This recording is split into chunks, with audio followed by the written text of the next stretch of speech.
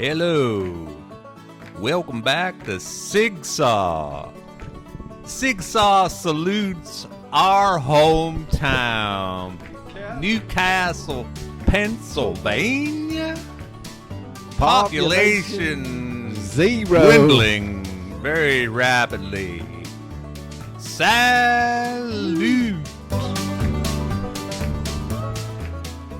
I'm getting a line now. Okay, yeah. Hello, everybody. I'm Pat. And I'm Jamin. And you haven't guessed by now, this is a very special edition of Hot Coffee and a Siggy. And the genre of this episode is Country Siggy. country music. To not expedite any more stereotypes. Country music is probably not our favorite genre between each of us, but something we both have a niche admiration for, we both reach for and listen to increasingly more often. And I think we started this whole thing, especially when I started the playlist for it, I didn't want to short country music because of various reasons. I think it's been a genre that's sort of been purposefully pigeonholed and kind of shoved off into the corner. Popular media, maybe for political reasons, maybe for snobbery reasons. Well, they always used to say that when an artist was popular, once they stopped being popular, they either went country or went religious. Yeah, went country or went Christmas. I hear that too. And I think, there's a little more to it than that. And if you listen to, I certainly get an appreciation for the older side of country music with that Willie's Roadhouse on Sirius XM. Probably, I don't want to say the majority of the segment of the population aren't major country fans, and then they kind of dismiss it. But country music is, by all counts, right up there as one of the most popular. In fact, it may be the most, by volume, the most either sold or played genre year in and year out of country of music in general. I can believe that. They say they have a very loyal fan base. Yes. The artists and the artists are very in touch with their fans in a lot of different ways. There's like a bond almost sometimes between the country fans and a certain artist or artists. So that's probably one of the reasons it's such a big selling medium, is that the artists have a big connection with their fans. It endures. And it probably, I would say, the stereotype is that it's centered in the southern part of the United States, the southeastern part, and there's some hostility back and forth politically and everything else by that. Just as hip hop sort of like, and rap was Urban and LA and that kind of thing. It's a stereotype because all these kinds of music are popular all over the country, all over the world. There's loyal country music fans in northeastern part of the U.S. and Sure. southwest Pennsylvania, where we live. Go up and down around Pittsburgh here, and probably the most successful like concerts that come into town year in and year out are country. Kenny Chesney is probably Luke one of Bryan. the biggest tickets every year. I think he pretty much comes once a year, like during the summer. Yep. And I think this area probably has a good, southwestern Pennsylvania has a good appreciation for. And now they country probably appreciate music. the party that comes with it. A lot of the people that only come for that, and it's usually at a big venue like Acrisure Stadium, and that's the big news every time one of those acts come, that they trash the whole place. Cleanup, yeah. And then there's mountains of garbage that result from it. But that's true. Taylor Swift did the same thing when she played here, and the Stones came here and did that. I don't think there was any garbage after Paul McCartney's concert. No, because he was not at the stadium. Okay, well. Paul McCartney recently played Pittsburgh this week, and neither of us were privileged enough to go to that. Not at $4,000 a ticket or whatever. But by all accounts, the reviews were really good for an 83-year-old performer. You got to praise him for that. Certainly, the set no list has was been. huge. Did you see the set list of that I sent you? I did. I mean, how see. could I can kind of imagine going through all that Well, as a 60-year-old, let alone an 83-year-old. When you have a wealth of material to draw on, and I think he's still at heart, he always was the one in the Beatles, eager to please. Yeah, and he knows what they like. want to hear, and he those knows are the what they like. ones that he wants to play. But anyway, for country, that the intro were tongue in cheek. They're very tongue in cheek. Before you send any hate mail on that, but both of us kind of cut our teeth, I think, appreciating country music, if not the image of country from the show Hee Haw. Well, yeah, our exposure to country was Hee Haw, although I would tell our listeners that your uncle was a country artist of some note in Some note is right. It's a very in the Lawrence County and environs area. Frank Maxwell and the Mavericks. Frank Maxwell and the Mavericks. That's my Uncle Frank.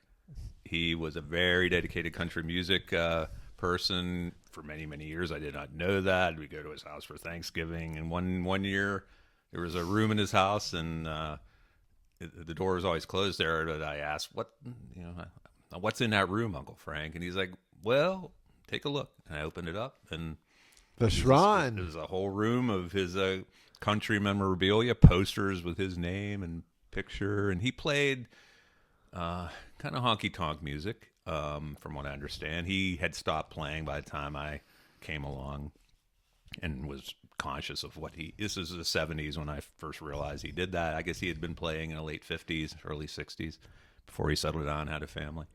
But he was very big on the classic traditional country, but some of the outlaw stuff. He loved Waylon Jennings.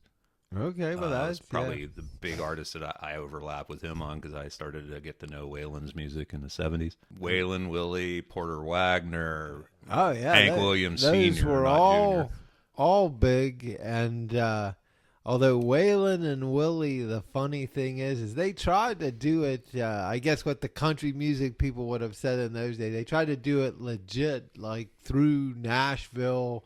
And there was a big hierarchy in country music. It was very cliquey, very controlled, and Tough you to break into. weren't on the Grand Ole Opry unless you met certain criteria, which was like the pinnacle in those days, maybe still is, of making it in country music. I can remember seeing it. It might have been a Porter Wagner show where Waylon's on there. He's wearing like a business suit. Yeah, that's Willie Nelson. He looked like an accountant, for God's sake. Yeah, he looked like, And there he is. And he had they had a couple songs, but like Willie for 10 years or more couldn't gain acceptance in Nashville other than as a songwriter. No. He wrote huge songs for a number of country artists, including Patsy Cline, Baron Young, who was the guy, Ray Price, Billy these Walker. are all ones I've heard, and I think my uncle my dad liked it too. They thought he was his voice was too strange. He wasn't, he just couldn't cut it. And I think Waylon was kind of in that mold. He had maybe written a few songs for some people, but really wanted to be a performer and just couldn't get that mainstream acceptance. And then that, of course, led to that whole outlaw movement in the 70s. We got to break free of these shackles, which was that Tom Paul Glaser. You said, who's Tom Paul Glaser? Well, Tom Paul Glaser, the Glaser brothers.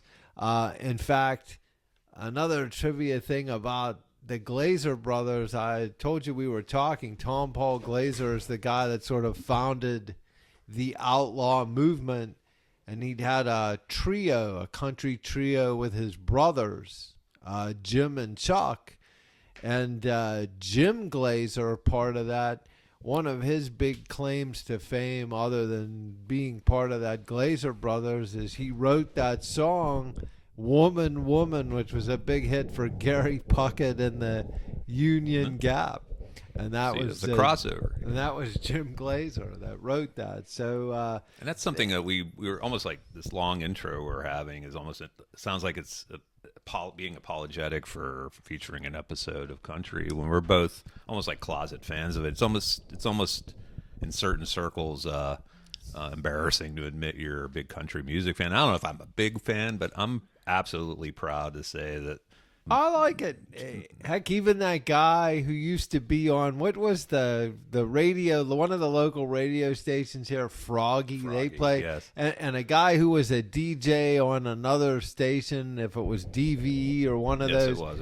He ended up classic rock. He ended up being on the country, and he's like, they had to convince himself in the ads. I like country music, and I'm like, what are you doing? So what? No shame. And that's crazy because John Lennon once said, "All music is rehash," meaning that all music has a common basis, and it just like there's different flavors of it that come out of the same core. It's the same. Country and rock and roll have such a relationship, and there's been so much country crossover over the years. There's waves of country popularity. You can go back just when we've been kids. Someone like Kenny Rogers was massively popular for a long time, and then you had the urban cowboy thing in the early '80s, and all those southern and all those people like groups. Dolly Parton were having mainstream success and getting play on pop and rock radio stations because the stuff they did just that's the way that it was, and people country Elvis. When he came out, Elvis was it was rock and roll, but it really was like a little bit country, a little bit rhythm and blues, maybe even a little bit gospel. And the best steal from everyone, including especially the British. The Beatles were country fans. Oh, they had Act Naturally, which they did with Ringo, and they did a couple songs on those BBC radio shows that were country tunes. They did some, what was that, Matchbox, which was a Carl Perkins song. They cover that with Ringo, I think, and George did Everybody's Trying to Be My Baby, which was a Carl Perkins. Yes. And Carl Perkins was blue suede shoes. I mean, he was country. I mean, he was rock and roll, but he could have been like rockabilly. In fact, he played for a while with Johnny Cash, like in the late 60s and early 70s, was part of his touring group. So, and there's been famous or infamous maybe crossovers, and hip hop and country guys have played on each other's records and in recent times. And if you listen to the newer acts like your Jelly Roll and Zach Bryan and Luke Combs covered Fast Car by Tracy Jackson and Tracy Chapman. I didn't want to correct you on that, but sorry about even that. I knew it was Tracy Chapman. Yeah, sorry about that. My apologies. Anyway, he covered that song, and it was controversial that he did so. Why would he? Why wouldn't he? It's a very, why would it be controversial? It was a great song, and he covered it very well, and they performed it together on the Grammys, I think, a couple years back. Anyway, she's still around, Tracy Chapman. She's still, she's older, obviously, but I think she still does clubs and things like that. She never was one who's going to be a huge, tough to build a career artist. On one song. She has 2 or 3. Only Jimmy Buffett did that. Technically, he could be a country guy. Yeah. But Margaritaville, I mean, that was his. He had other songs. That's actually a good example because he was very fluid. He crossed over between country and pop and rock, and he started out, I think, as pure country, right? It didn't work out so great for him, so he kind of jumped on the country rock bandwagon of the Eagles and such in the 70s. Sure. And then it became this big, almost like a Grateful Dead thing where people followed around his tours. Even that group, the Byrds, they kind of went country a little bit. Whether they had an album, Sweethearts of the Rodeo, I think, a country, and a guy from the Byrds went on to that, Flying Burrito Brothers. That's right. Which was the Southern California. Yeah. They were all tied. Like, they knew the Eagle. They were all, those guys were all. Wasn't Stephen Stills in that? And then, you know. And I think that's Chris Hillman, who was part of the Birds. Those guys came to the Flying Burrito Brothers. And Graham, what was his name? Graham Parsons. Yes, that was it.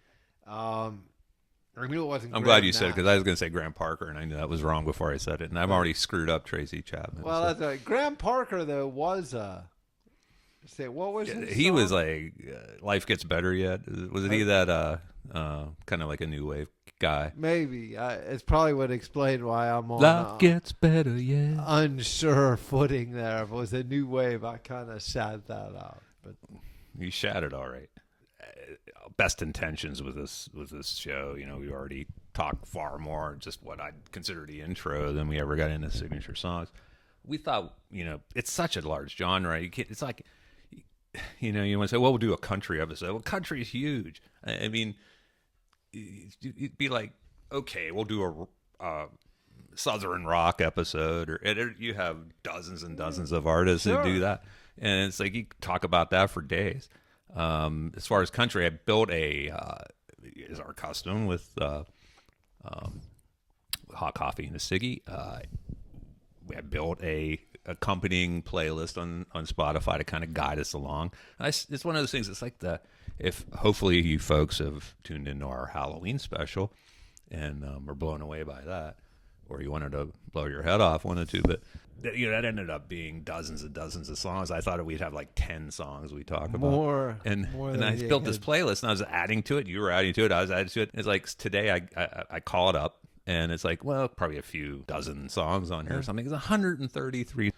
There's a few, you know, obscure groups like the ones I've asked you about. It's like, I never heard of them. And you haven't heard of some of the ones I had. But most of these are mainstream country artists that we had here. You go down Tim McGraw, Reba McEntire, Joe Nichols, Willie Nelson, Kenny Rogers, Alan Jackson. These are not obscure, weird artists. They're just so many of them, and they all have Siggy. So our interest is to try to touch on some of them in this episode. And I can already tell we have a whole lot of big editing to do on this to get it manageable, since we haven't even covered one of them yet. But I thought it'd start with one, and it's a favorite of mine. There's some artists that I think I know a lot about. Like, I'm a big fan of the Cars, and I could tell you dozens of Cars songs. That's, you know, in the rock genre, of course. But country, I'm a little weaker on. It's like I know some of the big songs. I know one or two or three, some even less than that. There's some that are real favorites of mine. Alan Jackson is one of them. I thought I'd start with that. I like Alan. I think he's a quintessential, he's called a neo-traditional country artist, which I think kind of meant that there was a movement in the 90s where some of the artists wanted to get back like to more Dwight traditional. Yoakam, you know, Yeah, they have an yeah. appreciation for the older older for the styles, Buck Owens, Conway Right, Twitty, right. George Jones kind of generation of country music. And I'm thinking someone like Alan Jackson would have been. I often think when I hear somebody and I hear country, I hear some new country, and I think, man, my Uncle Frank would probably, you know, Probably enjoy Alan Jackson. he wouldn't enjoy like Zach Bryan maybe, but I think he'd enjoy Alan Jackson. And Alan Jackson has a lot of songs that I think are. I mean, I listen. I know more than one or two Alan Jackson songs because I think I'm a big fan, and he kind of has a sound. And maybe if you didn't appreciate his sound, you wouldn't like it. But I'm a fan, and we have some. Just like with all the artists we've been covering in our episodes, you think a lot of them are slam dunk Siggy's, but then you start looking at their catalog, and it's like there's a whole bunch of songs this guy could have as a signature song. I had to, I pick one and go with it typically, and then we debate it later. I picked Chattahoochee as his signature song. Now hold on. Yeah. See, and You immediately jumped on that. I say it's 5 o'clock somewhere. If you were to go out and ask 100 people, Well, you're probably right, but that gets who- into our whole stupid rule here. what's the signature song?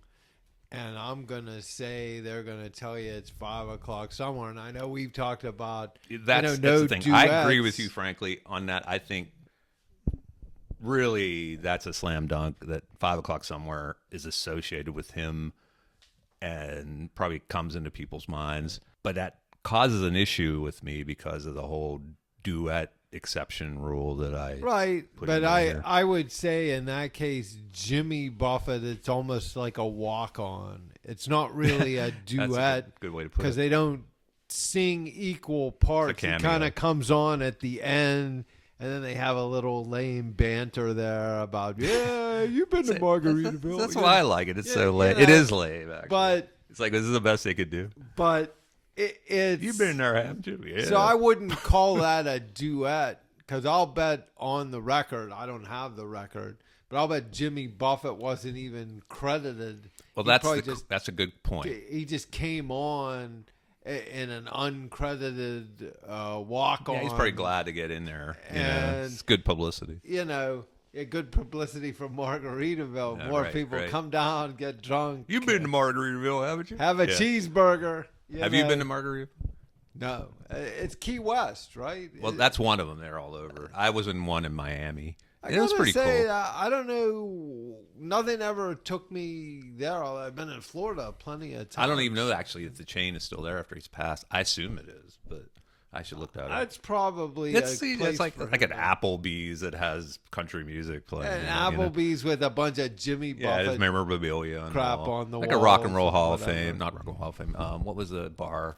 Hard Rock Cafe. Hard It was Rock a very Cafe. similar vibe to There that. was one of those in Station Square. I'm assuming that's not there anymore. Station Square, Pittsburgh. No, almost everything's gone from Station Square. Well, we can say that lament for another episode. But the the Margaritaville in Miami is actually very cool in the sense it was right on the port where the cruise ships would take off. What is that? Port Everglades there, whatever they I call couldn't that. tell you what it's called, but it's much like the song. I spent a good bit of time in Margaritaville, and they had to carry me out almost. We were there on a work trip and See that? Well, that, spending company money. back when the companies were spending Yeah, back when money they were spending money. on trips, on educational conferences. Yeah, I that's should right. say. That's right. But And that was 1994 or something like that. But that was a big place. It's right on the water. Very cool, and obviously good weather. I don't even know if it's there anymore. This is Hot Coffee and a Siggy breaking news. Yes, the Margaritaville chain still exists and is a thriving global lifestyle brand, though not all original restaurants remain. The brand now encompasses a wide variety of ventures, including hotels, resorts, cruise lines, casinos, and restaurants, with a significant number of locations across the United States, the Caribbean, and Mexico. There are more than 30 Margaritaville restaurants and bars, such as the classic Margaritaville Restaurant and Landshark Bar and Grill, located in cities and destinations worldwide. This has been Hot Coffee and a Siggy breaking news. I'm going to say 5 o'clock somewhere is a little different than your Endless Love kind of song where they Right. both credit, Well, that they was credit clearly both a Diana Ross duet. and Lionel Richie. It's and it a was duet. billed as a duet. And that's weird. Country music has a lot of those. We found that out kind of going through and building this list is that it's more than you see in the pop world where you have Kenny Rogers, for example. I think you and I probably agree that The Gambler is his signature song. Absolutely. Even though he had I'm jumping ahead here, but other songs. my lovely wife Diane thinks it's Lady, which was a very big song for him. Lady. Yeah, I think maybe Lionel Richie wrote that song. It's not his signature I song, think I'm but- afraid all due respect to her, and I think it's a lovely song, and I'm sure that goes back to the who are you asking? Ballads versus bangers, and not the Gambler was a banger, but that was such a big song for him. He had a TV, he had a movie, A cologne. he had a cologne. Yes. I mean, There were no lady colognes. I don't think. No, not that I'm aware of. Anyways, I actually looked up to see if you could still buy a Gambler cologne by Jovan. And I saw they are offering it on eBay. A lot of people were eBay, selling I'm sure you could get it. I'm But- sure it smells it. great. It smelled great. It probably smelled great to me. It probably smelled like a old catcher's mitt or something. Although that leather, the smell of aged leather, I think is a cologne and Bath and Body Works. Anyway, I picked Chattahoochee. I think you make a very good point with 5 o'clock somewhere. And if you want to put an asterisk by that, Well, I'm happy to do so. You can stick with Chattahoochee if you like. It's like his quintessential song. I'm not saying it was his biggest. It's not even my favorite Alan Jackson song. I have like 2 or 3 others. You could actually say Gone Country is probably the most poignant song of his, because we were just talking about that earlier. Yeah. It's like a song about scoffing at these pop artists who kind of lose their relevance with popular music or rock music, and then Sure. the next thing they do, either they make a Christmas album or they make a country They make album a or a country religious album. album. Or a religious, yeah, you always. And that's what that whole song was about. Don't Rock the Jukebox might be my favorite Alan Jackson song, but Little Bitty's also a great one. He has so many good ones. But I picked Chattahoochee because almost for kind of a dark reason, because if you recall, in the 70s or 80s, there was these serial killers, Yeah, killings that were Chattahoochee. happening around the Atlanta area. Bodies found in the Chattahoochee River. I think it got a very negative connotation because of that. Yeah. I don't know if that's exactly the reason he decided to make a song about that, to try to revive it and get over that thing for the people around that area. But So like taking a page out of the Bruce Springsteen book. Let me make a song about something. also, he didn't reference that in the song whatsoever, that whole thing. But he made he put a whole wholesome picture around that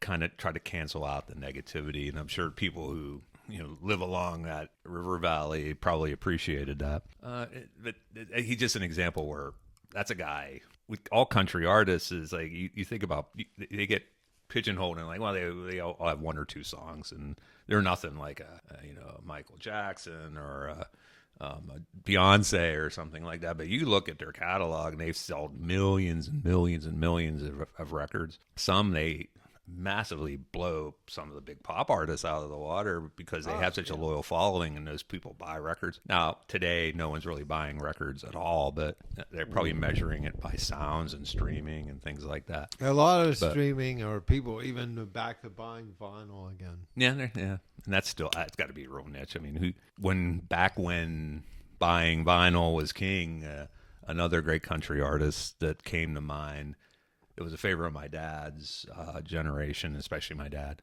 was Glenn Campbell. Oh, Glenn Campbell actually started out as more of a backing session Yeah, he's musician. a very interesting career. As opposed to a front man with the Wrecking Crew, the famous Wrecking Crew from West Coast base that played on probably most of the major hits of probably any time from like 1960 to 1967 or somewhere in there. These guys and Glenn Campbell was a part of that. In fact, Glenn Campbell, people may not realize it, for about 5 or 6 months, he was a temporary Beach Boy when Yeah. Brian Wilson had a nervous breakdown in 1964, and they went on the road before that guy Bruce Johnston stepped in as the permanent replacement. Glenn Campbell was the guy, and I think Brian Wilson wrote a song for him called Guess I'm Dumb, something like that. That was more like a pop song. It really wasn't a country song that I think he might have had a minor chart success with, but then he got in with that Jimmy Webb Yes. songwriter, and that's when all of those great By the Time I Get to Phoenix, Gentle on My Mind, Wichita Lineman, all of those great songs. Yeah, unfortunately, he passed away. We talk about this all the time. You think somebody just passed away, and ends up he's been gone for Probably been a couple years. He has 8 years. 8 years, Passed in geez. 2017. Alzheimer's, Yeah, right? he did, and that touches me a little bit because my mom also passed with largely because of that. But his story was really fascinating at the end because he was still performing for quite a while, even after he'd been diagnosed with it. And there were documentaries, or at least one documentary that I haven't seen, and I'm going to look up, that was made about him in his struggles and trying to perform while having Alzheimer's. It was like, well, I think a lot of people at the time were like, well, why are they pushing him out there to try to perform? Like his Alzheimer's is like I think it was more him. Yeah, like he wanted, and his daughter, right, I his think, daughter was with him, marshaling him through that. And it was a challenge just to remember the words. This is Hot Coffee and a Siggy breaking news. The documentary about Glenn Campbell's battle with Alzheimer's disease and the world tour he embarked on during the midst of it is called I'll Be Me, and it's available on Netflix and other streaming venues. This has been Hot Coffee and a Siggy breaking news. But not only was he a great singer, I mean, that guy was a hell of a guitar player. Well, that's very part. Yeah, the first thing. And if you look even in the 70s, and there's probably some of that stuff out on YouTube, the Glenn Campbell Good Time Hour. Yeah, but that. there were some songs that, I mean, but he played the guitar. I mean, this guy was a serious player. I mean, as good as any. Dueling banjos out there he did with somebody. I can't recall who. But yeah, I think I remember seeing some of that. This is Hot Coffee and a Siggy breaking news. The Dueling Banjos performance was actually Glenn Campbell on guitar, along with famed banjo player Carl Jackson. It was recorded during the Foggy Mountain Breakdown concert in 1973. The clip is available on YouTube. This has been Hot Coffee and a Siggy breaking news.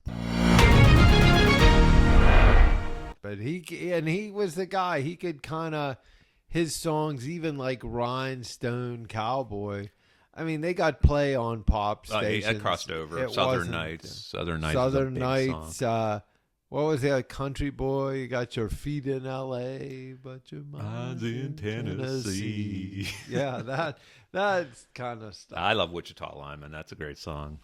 General on My Mind, probably my favorite of his songs. And even those are kind of like, they could be pop songs. Yeah, they did cross over too. Rhinestone Cowboy I picked as his signature song. Probably one of those situations where if you ask the artist, they would not have wanted that to be their signature song. No. But it was in a period of his career, I think, where he needed sales because he had a big drug habit. Right.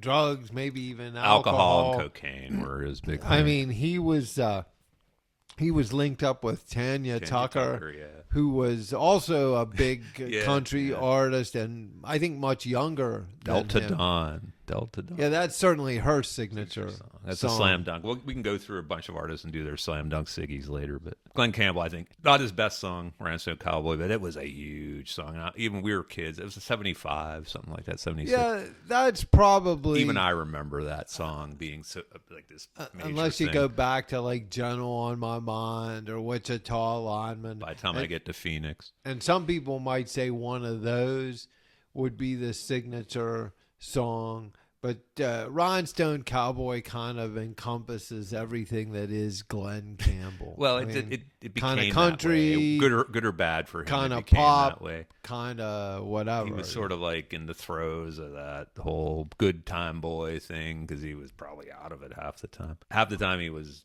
soused, and the other time I think he was unfortunately abusing Tanya Tucker.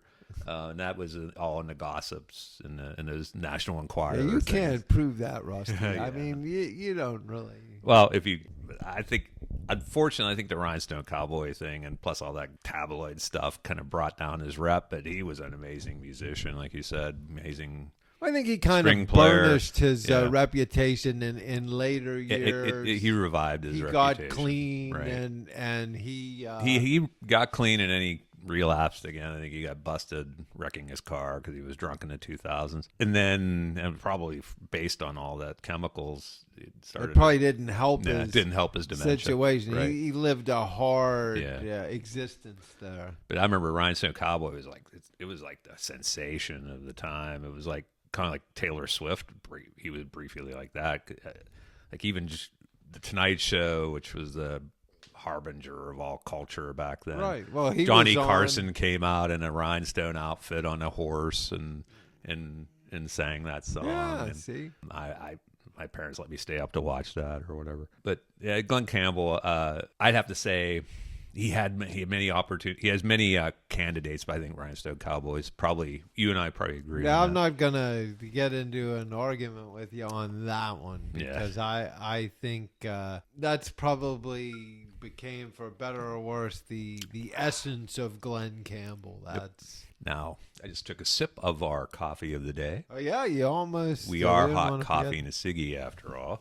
I almost forgot to get into it. I even haven't done my notes to talk about it after Alan Jackson, and I blew right by that. But our coffee of the day is one you supplied to me, and I appreciate that. Sure.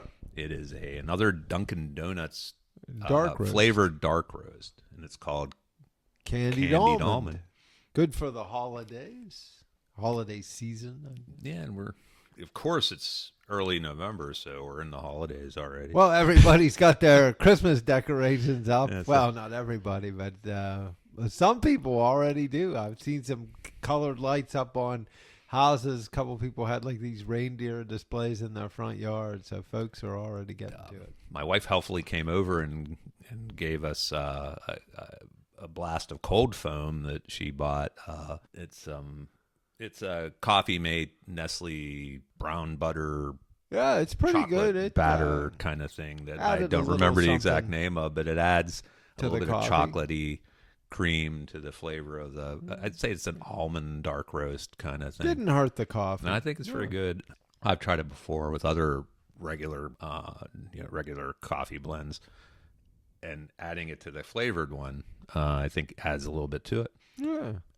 So as we move on with the Siggies. Oh, first I also forgot something else, and I may have to splice this in early we are on YouTube as you know. That's where our episode videos have been predominantly aired. Correct. And I was remiss that a friend of ours the other day was watching that, and he commented on it. He said, "I subscribed to your channel on there." And it's like, I didn't even remember to tell people to do that. Well, we should tell them now. Hit that subscribe, button. If you subscribe to art right now under my name, because that's where I established it originally. If you subscribe to it, though, what happens is it shows up in your YouTube preferred channels, and when we post a new episode, you get a notification of that. A couple people in my office have subscribed, and they said, "Yeah, we got a notification that your So new hit that episode is subscribe. up." I do that myself with ones that I enjoy, and it's kind of cool to be able to tell people to do it with ours. So moving on to our down our list, trying to bring it back into a little bit of current events here in recent artists. Probably the biggest, I'd say, female artist of recent times, at least according to like Billboard from when I looked up, is Carrie Underwood. Yeah, she's started, I think, on American Idol. Yes. Isn't that where she got her? She won season 4 of American Idol, I believe. I first was doing this. That all ran together to me. I wasn't a big fan of that show. I thought maybe it tends to be, it's almost like the second place person ends up doing better than the winner in a lot of those years. And I thought maybe she was I think second she behind was somebody. the first place person. She won. She did think. win that season, and I think she became by far the most successful most successful of the winners. One of her first big songs, in fact, I was playing it a little earlier. It's probably not her signature song. Yeah, But she it has was a lots. song written by Randy Travis. In fact, I think he might have had a little walk-on part. Like Yeah, it was it's two another one of songs. those collaborations. Like that were one big in without country. him and just her, and another one Yeah. where he was kind of a walk-on in the song, and she had a lot of success with that. But he was pretty hot then. Oh yeah. So He fell up. He fell. Well, he on had hard a times stroke. himself. Yeah, he had a stroke. I it think was induced and by chemicals. But I think he's still around, but he can't. I don't think Yeah, he don't can know about perform him. at all. Which is, he had some big songs. Forever and too. forever and Amen. ever, amen is slam dunk Siggy, but he has a lot of songs. Yeah. And he was another guy wrote some songs Yeah. for some other And people that were. that big. seems very predominant. Like you said, you get into Nashville, you try to write, you try to perform, you do one or the other. Well, you had someone on the playlist there. I noticed Mark Chestnut, Yeah. and I want to say he was primarily a songwriter, Oh, yeah. not a singer. And there were some of those guys like they got like a Hank Cochran, an old time guy that people may not know. And I can't remember his signature song. He wrote like tons of songs that were big for other people. Wasn't Hank Thompson? You have someone in there. Well, named Hank Thompson. I like that song. I remember. I did not know that song. Hank Thompson, and he started out. He had a sort of like a, what do they call it, a Western swing band. As like the term used to be country and Western music. Right. I was going to touch on that. So. He had a Western swing band. I think it was Hank Thompson and the Brazos Valley Boys, something like that. Wow, that's some memory. And they did some of those swing types of songs like that. Bob Wills was doing, and maybe even some earlier Ernest Tubb stuff. And then he sort of got away from that and just. I think he might have even been another guy on Hee Haw in the 70s, you know, kind of trying to stay relevant. You could always tell those guys like these big mutton chop sideburns. They mock Hee Haw, but guys like Johnny Cash went on Hee Haw. There's clips out there on YouTube of him in those skits where he's like coming out of the cornfield. Yeah. I think that was one of those shows that those guys wanted to be on. Yeah, it's probably because Buck Owens and Roy Clark gave it, legitimacy. Right, they were both. Although Buck was probably a bigger star than Roy had been, but actually for Buck, for people that think Buck is all about hee haw, if you would go back, they get from the late '50s probably to right before hee haw. I mean, this guy had some big songs. Was probably. I want to say was probably like how'd they introduce him in that Buck Live at Carnegie Hall? Here he is, America's #1 country artist, Buck Owens, and they had big songs, undeniably, yeah. And Hee Haw was kind of almost in some ways like a come down. Well, right, but the money, the money was good. The money was too good to turn away. With all due respect to. Mr. Mellon, it was a really big show. Yeah, the money was too good to turn away, but I don't think he really had any big hits after that. And sort of his sidekick guy, Don Rich, who was like a guitar guy, fiddle player, he died in a motorcycle crash, and I don't think Buck was ever the same after that. The guy that used to sing like the harmony on the songs like, with him. A lot of groups, a lot of acts have like the silent partner who does so much for them. Like I was reading a bio of Elton John, and of course Bernie Taupin. He'd break away from him on occasion because he just wanted to change it up, and he never was a success. Just never had. And to his credit, he acknowledges that. That's probably another one there. But getting back to Carrie Underwood, we broke away from there and get accused of being anti-women artist, but she by far is more than just a casual artist. Billboard's, I believe she's the top-selling country artist of the 2000s, or at least that was earlier. What year did she win American Idol? What year would that have been? It was early on. It's probably the early 2000s. Okay, so she's had a pretty. At this point, she's probably had a 20-year plus career. And it's really in country music, sustained, and has even kind of grown. She does the intro song for Sunday Night Football every week on NBC. Hank Williams Jr. Greatest shaking his fist. I think they still do that. Oh, he was Monday night. He was Monday Night Football. They still play that. Are you ready for some football? Of course, it's All My Rowdy Friends. All My Rowdy. His signature song. All My Rowdy Friends. Although he was another guy. He never. Maybe now he has. I guess. Early on, it was tough to escape the shadow of his father, who was such a giant. At least, if people would listen today, the people that like today's country music listen to Hank Williams. This is garbage. Very twangy, very twangy. Yeah. And that's sort of the. He wasn't really like he didn't. It was him. Like he didn't have background singers or anything. It was just kind of him, kind of like singing these songs, and the songs very have grassroots, a very very lonesome sort of quality. a very sort of mournful quality.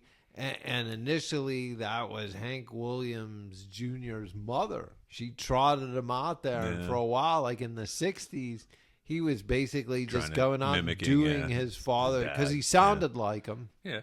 And people were hungry for that. And that was part of his torture, I guess, is wanting to break away from that and do the kind of things that he ended up doing and sort of becoming a star in his own right.